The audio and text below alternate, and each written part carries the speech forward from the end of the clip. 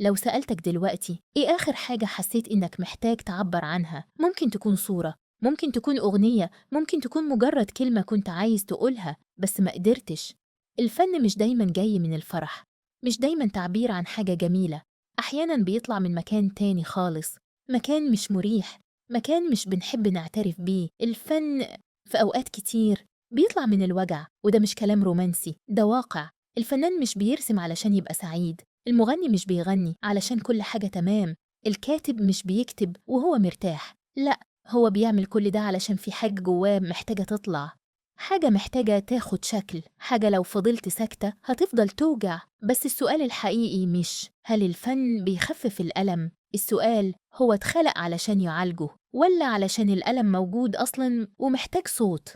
تعال نتفق على حاجة، الفن مش محتاج مأساة كبيرة، مش لازم تكون عديت بحرب أو خسرت حد عزيز عليك. الجرح اللي بيولد الفن ممكن يكون صغير، خفيف، حاجة محدش شافها غيرك. ممكن يكون إحساسك إنك مش موجود في المكان الصح، ممكن يكون حب ما كملش، ممكن يكون سؤال سألته لنفسك وما لقيتش إجابة. الفن بيطلع من الفجوة، من المسافة بين اللي إحنا عايزينه واللي موجود فعلاً. وأحياناً الفنان نفسه مش واعي بده، بيمسك القلم، بيفتح الكاميرا، بيقعد قدام اللوحة ومش عارف إيه اللي دافعه، بس لما يخلص بيبص على اللي عمله ويلاقي نفسه فيه، يلاقي الوجع اللي كان مستخبي.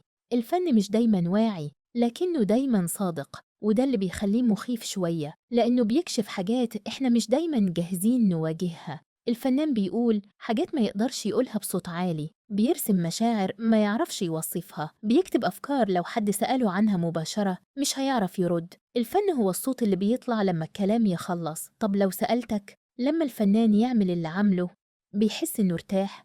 الإجابة مش واضحة. في ناس بتقول إن الفن علاج، إن لما تكتب اللي جواك بيخف، إن لما تعبر بتحس إنك أفضل، وده صحيح لحد معين. لكن في فرق بين الفضفضة والعلاج. الفضفضة بتخليك تحس بتحسن وقتي، لكن الوجع نفسه لسه موجود، ممكن يكون اتأجل، ممكن يكون اتنظم، لكن مش بالضرورة راح. الفن بيديك مساحة آمنة، بيخليك تحط الألم في قالب، تديله شكل، تخليه حاجة تقدر تبصله من بره، لكن ده مش معناه إنك اتشفيت.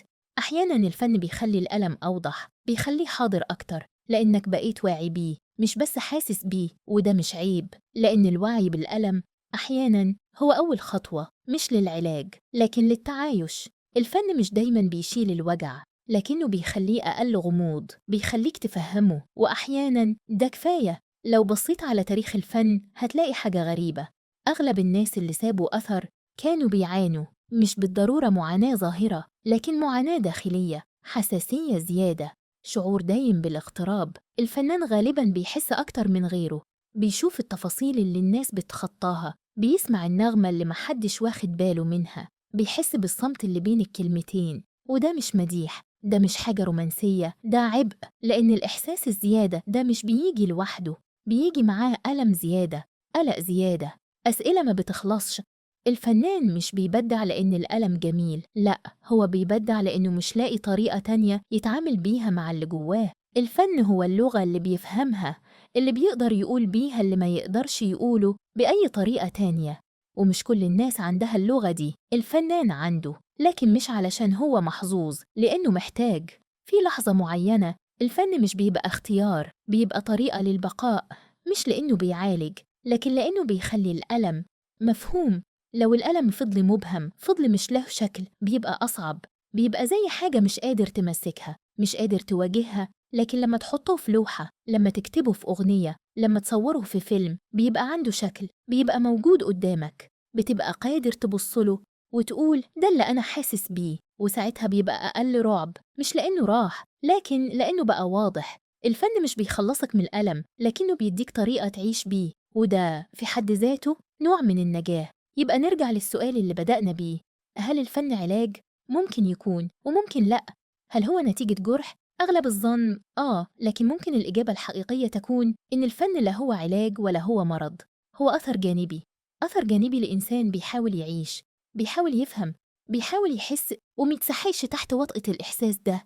الفن مش بيحل كل حاجة لكنه بيديك مساحة، مساحة تبقى فيها نفسك، تقول اللي جواك، تعبر عن اللي مش قادر يطلع بأي طريقة تانية. وممكن ده يكون كفاية. فخليني أسألك، أنت إيه الفن بالنسبة لك؟ هل هو حاجة بتعملها علشان تهرب ولا حاجة بتعملها علشان تواجه؟ هل هو علاج ولا هو أثره الجرح نفسه؟ ممكن ما تلاقيش إجابة، وممكن ده بالظبط اللي يخليك فنان.